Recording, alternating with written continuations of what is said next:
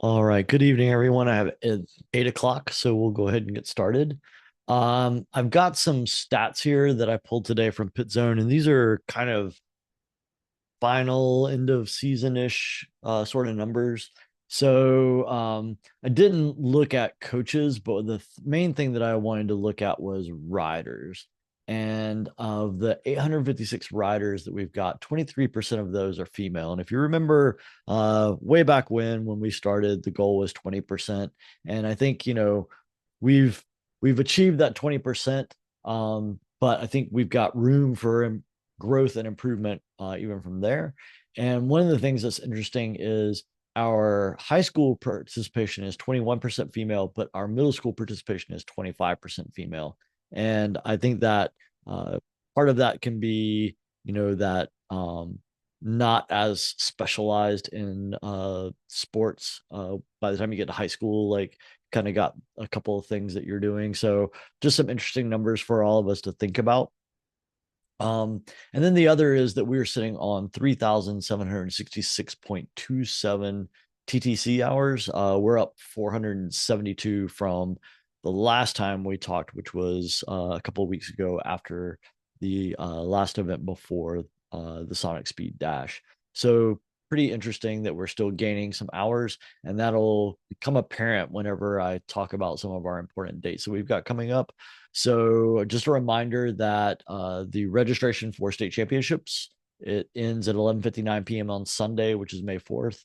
And then Monday, May 5th is the final day to complete Teen Trail Core work hours towards the Season 9 TTC Awards. They can still be reported after that date, but that's the final date that the hours count for this season. So that gives you some time to plan for the weekend and things like that to do some trail work with your teams. And then May 8th is the late registration for state championship deadline, and that's at 11:59 p.m. And that's the Thursday before. And then May 10th and 11th are the state championships at Angler Ridge Park, the Paper Boy Pedal state championships. All right. Um, with that being said, kind of, I want to turn the floor over to you all here at the beginning and some of the takeaways from Sonic Speed Dash. So, want to get your feedback, your thoughts, things that you wanted to share about your experience at the Sonic Speed Dash, things that we need to be aware of on the league level, and that sort of thing. So, I'm going to open the floor up to you all about some of the things that you wanted to share about the Sonic Speed Dash.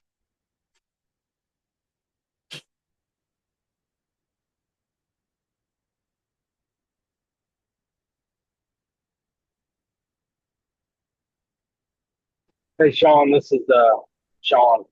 Yes. Can you hear me? Okay, good. Um, yeah, I'd mentioned this to you at the event. So when we did the evacuation, I think everything went well. I think one thing that we learned, there was another coach, Mike Lashley, on my team that was kind of in the pits, and he was like, I was telling all the kids to get to their cars, but the cars weren't unlocked. Um, and so I think it might be good practice for us to think about as teams, if we know there's going to be a weather event, to make sure that all of our parents leave the cars unlocked so the kids got somewhere to go, because parents were on the course. Um, Parents were kind of all over the place, and so it gives a better opportunity for a kid to get to a vehicle. Um, that was just one of the things that we thought about after the evacuation event. But all went well. Just I think if cars weren't locked, it would have went a little bit smoother. All right. That's that's one of those ones like never would have thought about it until it actually occurred. So thanks. That's kind of good that we maybe think about that as being part of our evacuation procedure. All right. Other thoughts? I have adding on with the evacuation. I Yes. actually was not there Saturday, so this was told to me by the other coaches that the last time we were at Mayodan, there was a lot of talk about what to do in a weather situation. And the meeting on Saturday, there was no talk about it this past time. And so then when it happened, my coaches like couldn't remember, like, are we supposed to leave them at the start? Are we supposed to leave them at, like, I know that there's some specific things I'm supposed to do, but right now I can't remember. And she did say that they were told to go with their parents, but then didn't have a way to know, like, did they make it with their parents? And I know I had no cell service there on Sunday, but just something I think if we know there's going to be weather, just a reminder. Also for people that weren't maybe there the first race. So we actually had been getting what up-to-date weather reports, and everything was clear right up until we got a weather report that said something just blew up right on top of you. It's going to be there in 15 minutes. Evacuate now. So we also were kind of like in a very short period of time. Right. And so I think we had been monitoring the situation and everything looked good until it didn't. Yeah. But that definitely, and I think one of the things that we had talked about earlier was that we wanted head coaches to meet up with all of their student athletes at the finish line and then move them from there. We had the tree rerouting that we were doing, and we were already like funneling people back into the course at a certain point, and it was like, why would we reroute them and funnel them back onto the course whenever just to go to the finish line whenever we can just get them off the course right now. So it was like, it was just a very weird kind of confluence of situations coming. But the big thing was that we got the course cleared with the exception of 2 coaches and 2 student athletes who actually sheltered out on the course. And then we were, from the time we evacuated to the time we were back open and riding, was about an hour and a half to 2 hours at the most. So really rapid kind of reset of everything. So that was kudos to all of you for like kind of getting all of that in place very quickly with the storm that happened. So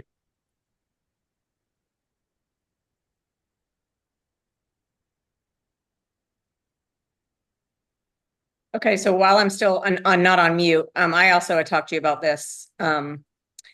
I saw a lot of people, and I continue to see people with dogs really close to the course. And I know a lot of my coaches have talked to me that they've talked to spectators, other coaches from other teams have told me. So I feel pretty strongly that if we're going to have a rule and we can't enforce it, what's the point of the rule? Like, we're not enforcing that rule. Like, I'm reminding people, and then I turn around and they're right back at the course. And so and that will hurt the kids. And we have yeah, lots of rules that aren't going to necessarily hurt a kid, but like that rule has hurt kids. And I mean, I'm at the point, I'm like, there shouldn't be dogs at these races. My dogs have to stay home. I have to pay to board them. It sucks. But nope, the people are not following the rules. correct. And And I'm finding myself like having to walk around and tell people like, and they want to know like, what is 50 feet? And it's like, well, it's way farther back than where you are at right now. So it's not a lack of cautioning people. It's a lack of penalty, I think, at this point. And so I would say we need to think about what it is that we want to do. Like, do we want it to be there are no dogs allowed? Or do we want it to be where, the first time we see a dog closer than 50 feet, we then say, you need to leave and take your dog home. Like that's kind of, I think, where we're at this point. it just seems that they're really straightforward rules and penalties for so many other things. And this one directly, and it just continues to happen. I feel like we're like, oh, stop, don't do this. Like, but we're not. I mean, has anybody gotten a penalty? I have not asked anyone to leave. No. Yeah. So And I saw retractable leashes, and they're like, and people are, I don't know. I feel like it needs to be like, if we're going to be doing these other penalizing of kids, student athletes, and coaches for other things, I just don't see why we're not doing it with this. So what would be your suggestion? I don't think that, I mean, I think either people need to be penalized, teams, which I hate to do, or I mean, I say no dogs. Well, I would Personally. say like team penalties for a lot of teams is not going to do anything. They're just going to be like, Yeah. oh, we're not really winning anything anyway. So what's 100 points? Um, and I don't think that actually is going to eliminate the Yeah. behavior. So Or like no dogs anywhere near the like, and I would say only dogs in the pit zone, but I mean, I tell my team no dogs in the pit zone because it's chaotic and there's food, yep, yeah. And I know it's not really safe necessarily if it's warm to leave your dog in your car. So I think it's something that like I feel like somebody's gonna get hurt. I mean, I had to tell one of my own coaches to step away, and her daughter took the dog and she accidentally dropped the leash, and it was right before the start.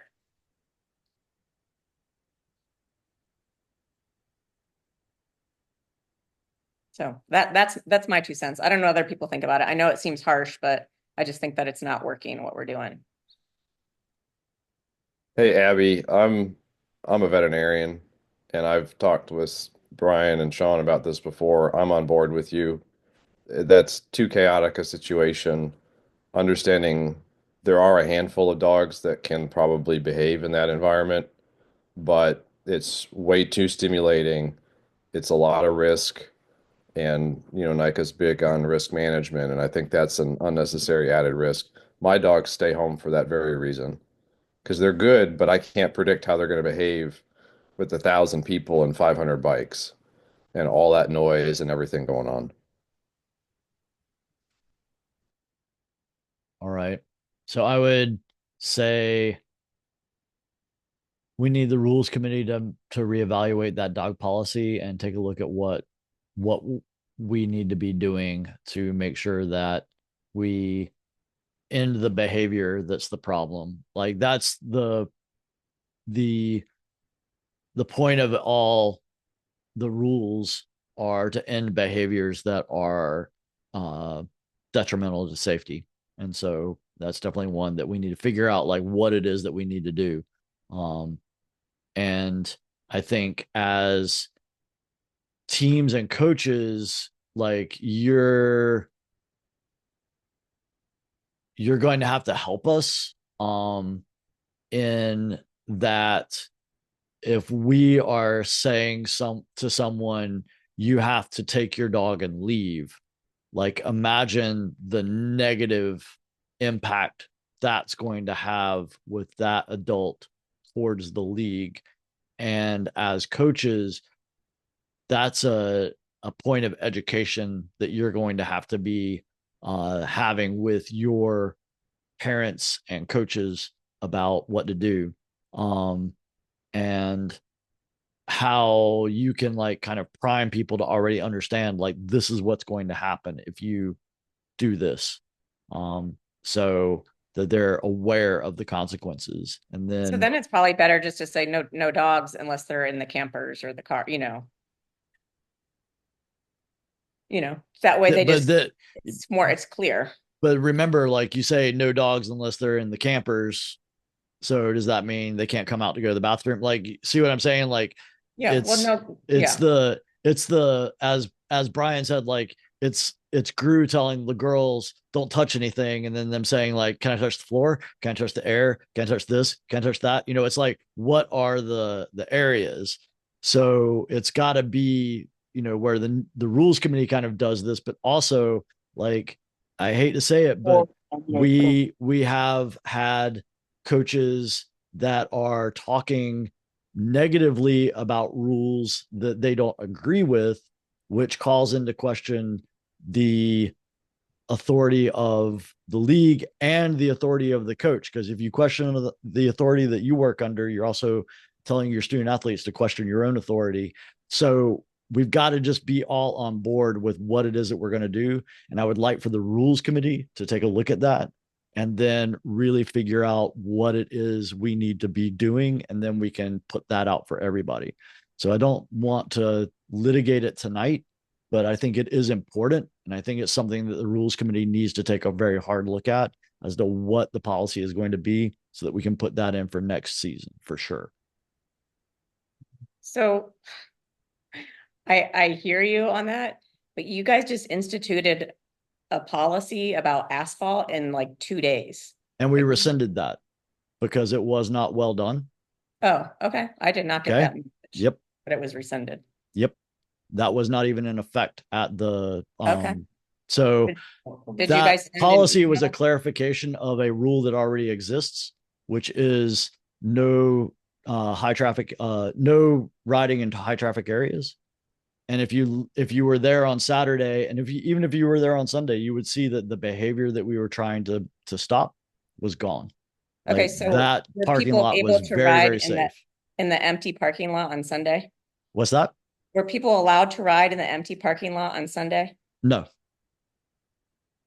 But was not a high traffic area on Sunday. There was nobody there.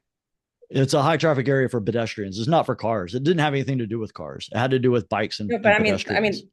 mean, okay. I'm But we eliminated the behavior. The behavior that we wanted to eliminate was gone. And so that really worked out well. Like it was safe. You didn't feel like you were going to get run over. Like we were seeing, the time we were in Mayodan before, we were like seeing near collisions with bikes to bikes and bikes with pedestrians. That was the big issue with that.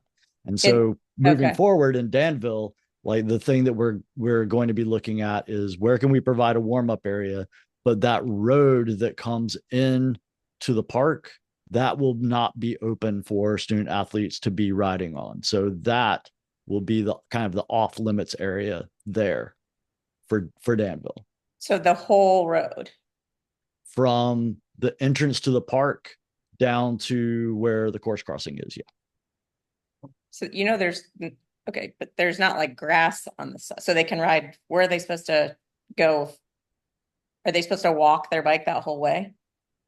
Why would they be walking? Why would they be walking? If they're from camping down there, or if they're they've coming, got the greenway, so they can ride the but greenway. they're also campers along the road.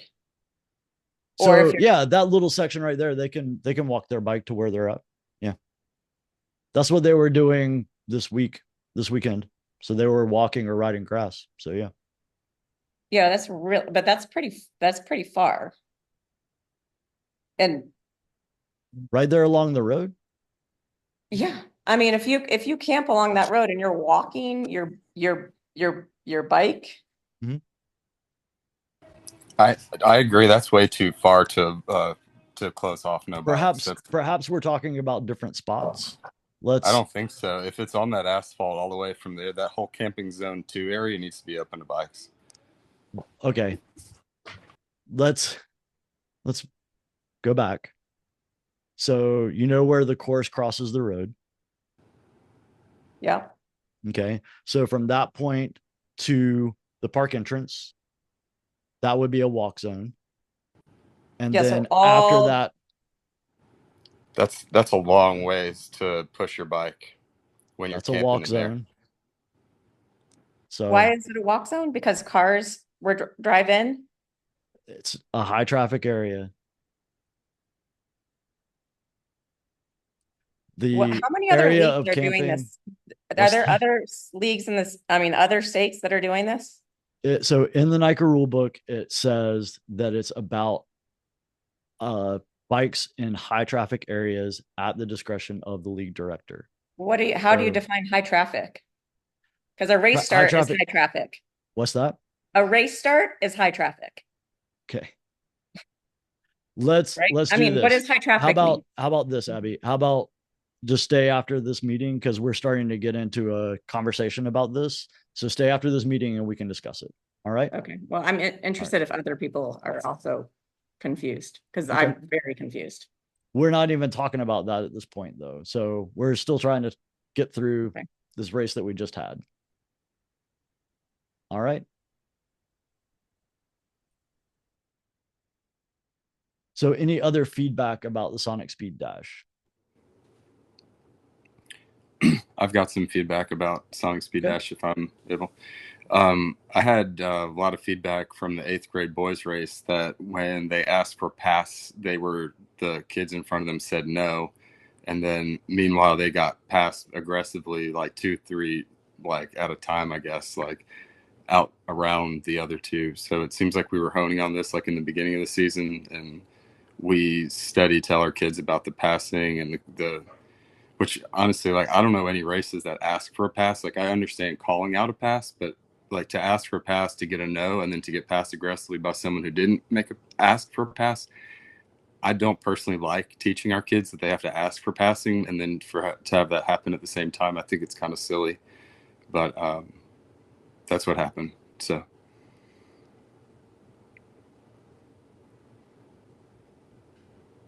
All right. Yes, Sydney. Hey, my husband was a marshal, and I'm just gonna relay his comment, which was he had a couple of people call out to him, racers call out after they were past him, hey, that guy in front of me won't let me pass. But at that point, it was too late for him to have any identifying information to pass along. Okay. So at least part of it is if they are having a problem, they start calling it out as soon as they see a marshal. And I don't, that may not be realistic in every situation, but anyway, I just want to Okay. pass that on. Okay. Chris Novak. Yeah, I echo some of the same passing issues. I am in favor of not being more litigious in our approach to this. So I'd rather try to be the cheese and not the hole, as you guys are saying. But we, in the past couple races, have had the situation where we're really, really talking to our student athletes and telling them, hey, have the conversation. Please try to ask for the pass. Just be good sports person, ship out there and do your best. But the result is that we had multiple student athletes on our team that have told us that they have gotten passed without people saying anything, or they're asking for a pass and people aren't letting them pass, or what have you. And we try to get them again to relate to the course marshal that's happening, but some of them didn't know that that's what they were supposed to do. So that's kind of on us to do that. But I echo that. I don't know that I want to say that we need to penalize more, but I think part of the solution is to make sure that other coaches are also communicating to their student athletes that we're trying to be cool out there and race a good race. But it feels like, as Greg said, I think it kind of feels unfair when we're telling our student athletes to be kind and other people are just taking advantage of that, or it feels that way. So, so I echo some of that for the last at least 2 races since we've been talking more about it. So to clarify, we can just go, you ask to pass, and then if you don't get acknowledgement, then announce your pass. And then you pass. So, we want to try and do the right thing, but if we're not getting a response, then you just say, I'm going to pass you on your right. I'm going to pass you on your left, and go pass. Okay. All right. That's my take. Yeah. Other feedback.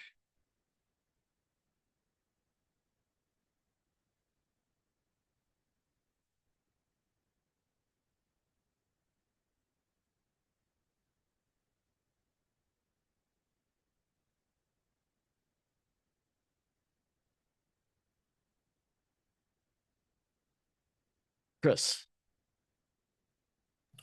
I mean, why not make a sandwich with some good stuff and say that it was awesome that we had a 5th race, and I think it's been a good season. And despite the fact that we have feedback, which is what you all asked for, we've had a good run at it, and we appreciate you all for trying to make these things work. So cheers to you all for a great season. It was great.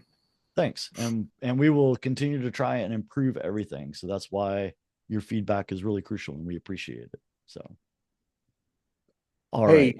Yes. So quick question. I'm not able to find the team results for Mayodan on my race result.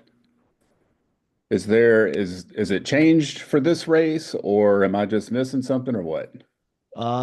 It might have been taken down. No, there should be team results, but not an overall team result. There should just be the team result for the race. So it might be that it just didn't get turned on, and we'll get everything turned back on this Friday. So that's what we're getting ready to talk about. So you get Okay. a good lead in right into that. So we'll talk about overall series standings.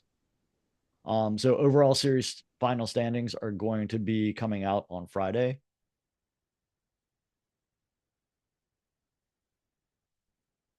And that will be for the team overall and the individual racer overall.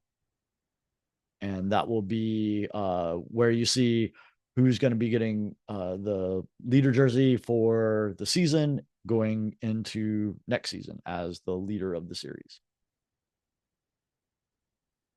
Questions on that?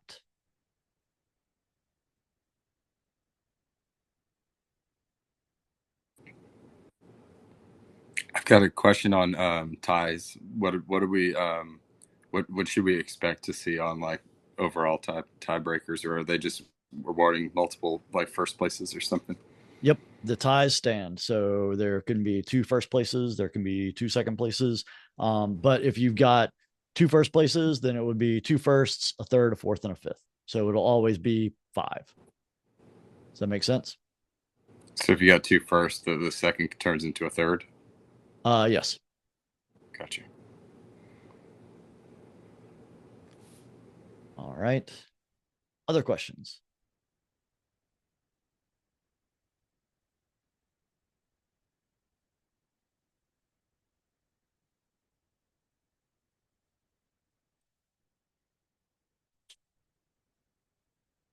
All right. That brings us to state championships. So what questions do you have in regard to state championships?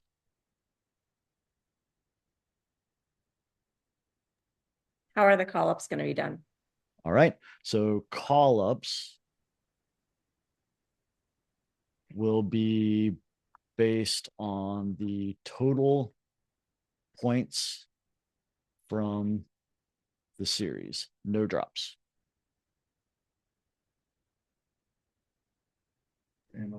So it's not best 3 out of 5, but all 5. All 5. Yep.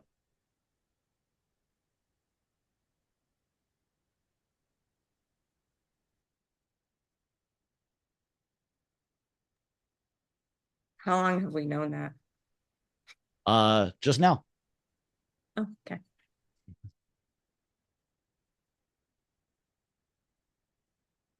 All right. Other questions?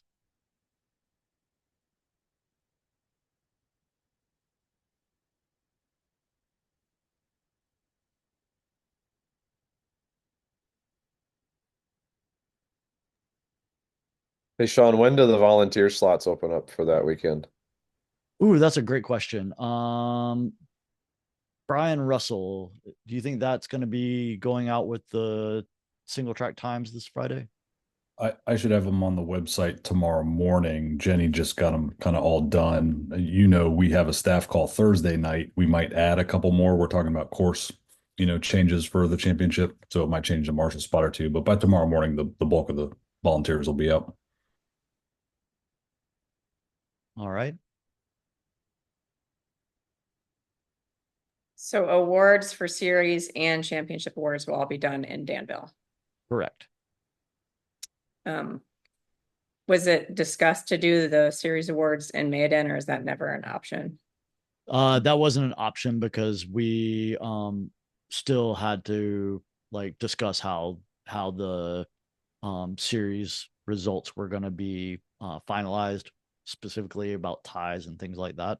But we had always been saying that it was going to be done at Danville. It was not going to be done at Mayodan.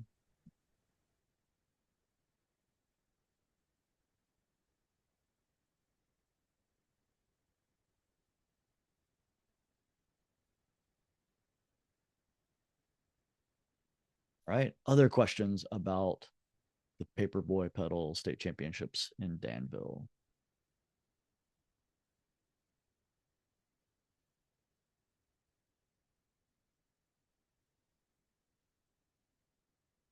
Can't believe nobody picked up on Brian Russell's Easter egg.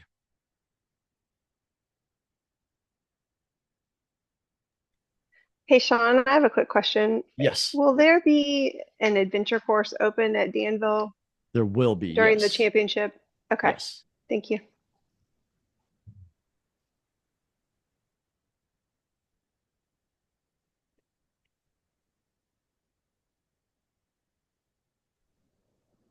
Are you going to clue us into that Easter egg or no? So there will be 2 courses. Mm. So one for the middle school and one longer course. It adds distance, but not technicality for MSA and high school. Jamato.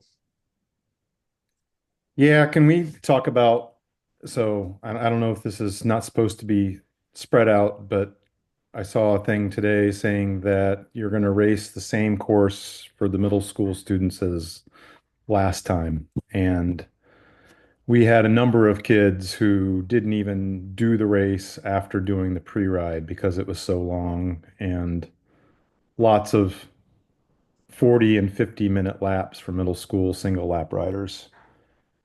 I would encourage to take out that loop for the middle school one lappers as opposed to keep it in.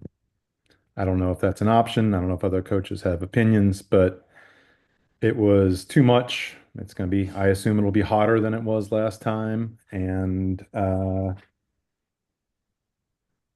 we will have fewer people from our team that go if it's going to be the same course as at the middle school level, one Okay. lap. Thanks. I personally think our courses are already pretty short, in my opinion. My middle schoolers from that side, I would say I would be opposed to that. All right, Sydney. I kind of second what Jim said. I know we had racers time out at Danville who have never had that happen. So I've already relayed concerns about the length of the course in terms of that, in terms of either adjusting the allowed time or something. So yeah. All right.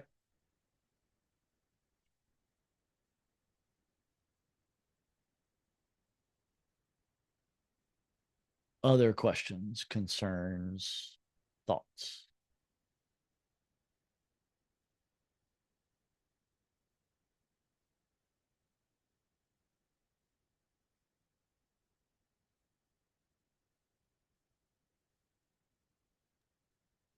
Well, I guess back to your we'll have 2 courses. So is if the longer course for the middle school and middle school A and high school kids is longer, are the laps the same? Lap counts? Lap counts would remain the same, yes. And I didn't have any problems with my middle school kids at previous Danville lap or races. Yeah, the course is less than a mile longer, if that makes any sense.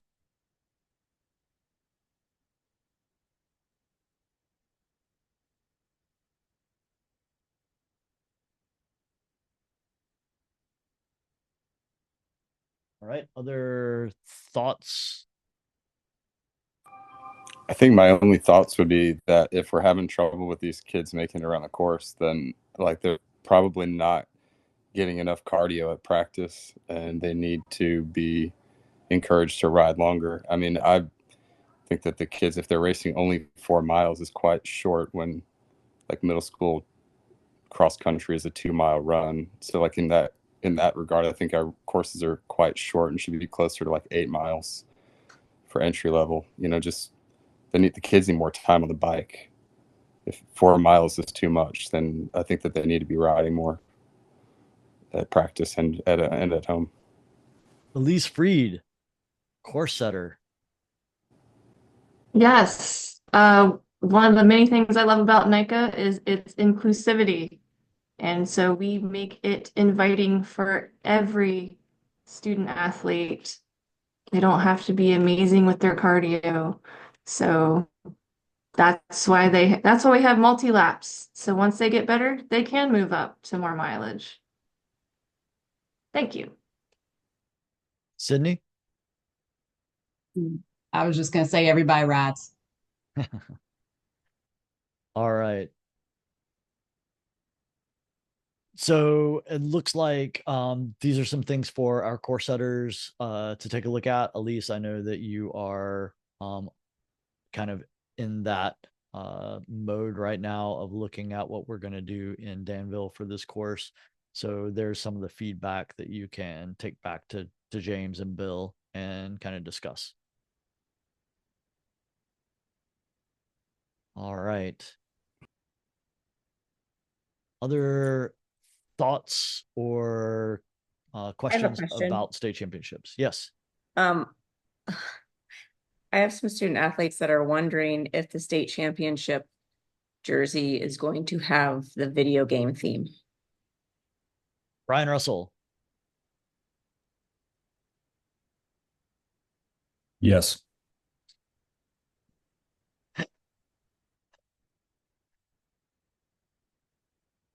I like just seeing you appear out of nowhere. All right. Other questions?